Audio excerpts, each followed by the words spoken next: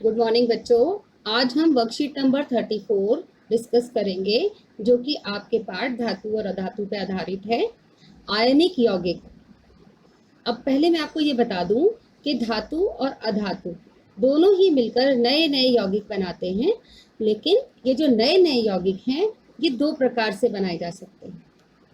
तो उनमें से एक प्रकार है आयनिक यौगिक। आयनिक यौगिक तब बनते हैं जब कोई तत्व अपना इलेक्ट्रॉन पूरी तरीके से दूसरे अपने साथी को दे दे, तभी हम आयनिक यौगिक का निर्माण होता है। और दूसरा साथी अपना जितने भी इलेक्ट्रॉन्स की कमी है वो पूरे इलेक्ट्रॉन्स ले ले। तो यहाँ पर हम एक चीज देखेंगे, तो हम पढ़ते हैं यहाँ क्या लिखा है। आयनिक यौगिक आयनों से बने होते हैं।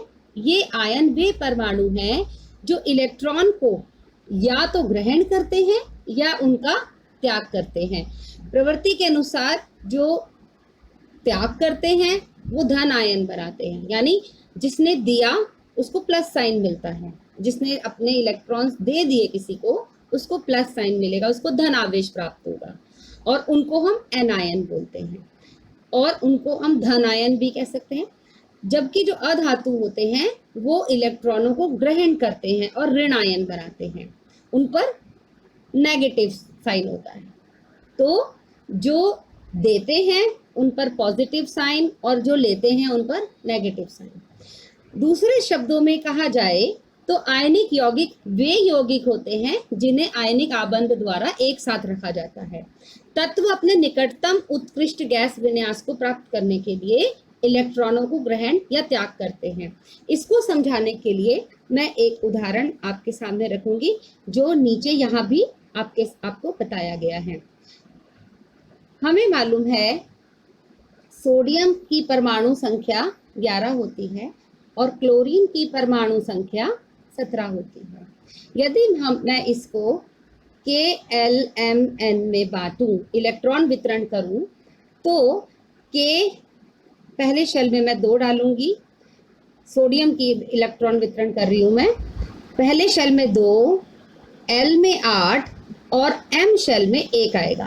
क्लोरीन का वितरण अगर मैं करूंगी तो पहले शेल में 2, दूसरे शेल में 8 और तीसरे शेल में 7। अब देखिए, इसके पास अगर ये एक एक्स्ट्रा इलेक्ट्रॉन ना हो तो क्या होगा, ये दोनों शेल इसके कंप्लीट हो जाएंगे। M शेल में 8 इलेक्ट्रॉन होने चाहिए। अब भाई इसको 8 इलेक्ट्रॉन पूरा करने के लिए 7 कोई नहीं दे सकता, इतने सारे इलेक्ट्रॉन्स प्राप्त करने बड़े मुश्किल हैं। तो आसान ये होगा कि ये अपना एक ही किसी को दे दे। उसी तरीके से क्लोरीन के पास एक कम है, तो यदि कोई इसको एक दे दे तो इसका भी आखिरी शेल पूरा हो जाएगा। तो ये दोनों आपस में बड़े गहरे दोस्त हैं और ये दोनों आपस में यही प्रक्रिया अपनाते हैं। इसके पास जो एक्स्ट्रा है वो अपने इस मित्र के साथ शेयर कर लेता है और इसके आखिरी शेल में 8 इलेक्ट्रॉन हो जाते हैं और इसके में हो जाता है 0। तो अब जब सोडियम धन आयन बनाता है तो धन आयन पे 10 ही इलेक्ट्रॉन है, 2 और 8 यानी 10। और क्लोरीन के ऋण आयन में क्योंकि अब वो एक ले चुका है तो उसके पास अब है इलेक्ट्रॉन्स टोटल 18, 2, 8, 8। अब सोडियम का भी आखिरी शेल पूरा है और क्लोरीन का भी आखिरी शेल पूरा है। इस पूरी प्रक्रिया को इस चित्र के माध्यम से आपको दिखाया गया है, आप ध्यान से देख सकते हैं। आपको एक चित्र जो दिखाया गया है, इस चित्र में यही बड़े आराम से पिक्चर की फॉर्म में दिखाया गया है कि यहाँ पर इसके पास सोडियम के पास 11 इलेक्ट्रॉन्स थे। इसने अपना एक इलेक्ट्रॉन क्लोरीन को दे दिया। जब इसने क्लोरीन को दे दिया तो सोडियम के पास रह गए 10 और क्लोरीन के पास हो गए 18। देखिए आप गिन लीजिए, यहाँ पर 10 हैं और यहाँ पर हैं 18। तो दोनों, अब सोडियम ने बना लिया धन आयन, प्लस का साइन मिल गया इसको, और क्लोरीन ने क्योंकि ले लिया एक इलेक्ट्रॉन मिल गया इसको, तो इसको मिल गया, इसने बनाया ऋण आयन।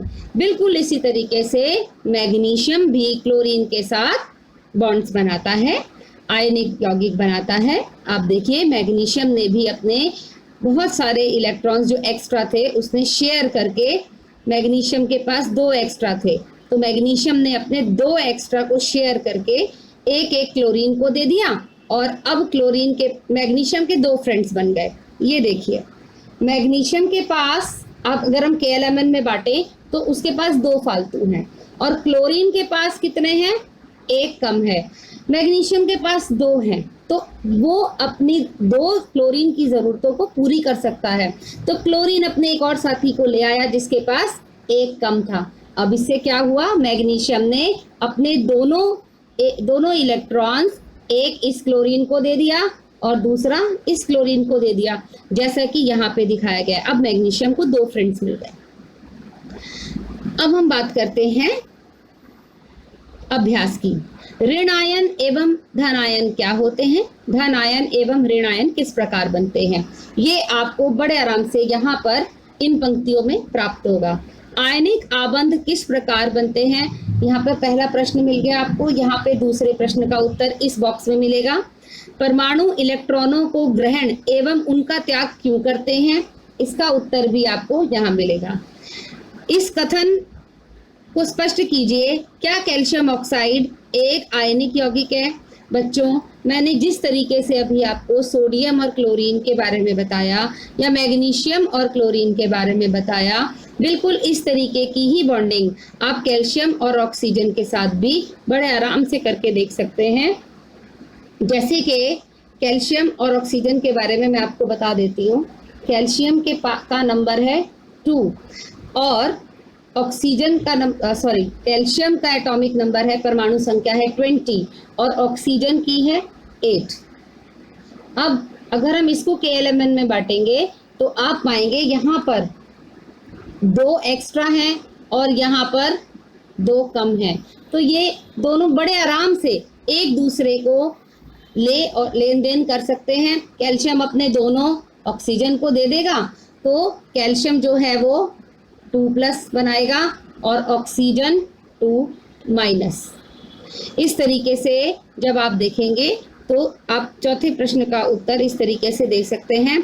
और जो 5वां है वो तो आप स्पष्ट रूप से अपनी वर्कशीट में देख ही रहे हैं। इलेक्ट्रॉन स्थानांतरण द्वारा सोडियम क्लोराइड की निर्माण की व्याख्या कीजिए। तो यहाँ पर इस जगह पर आप पूरा इसको बनाकर अपने उत्तर को स्पष्ट कर सकते हैं। Thank you.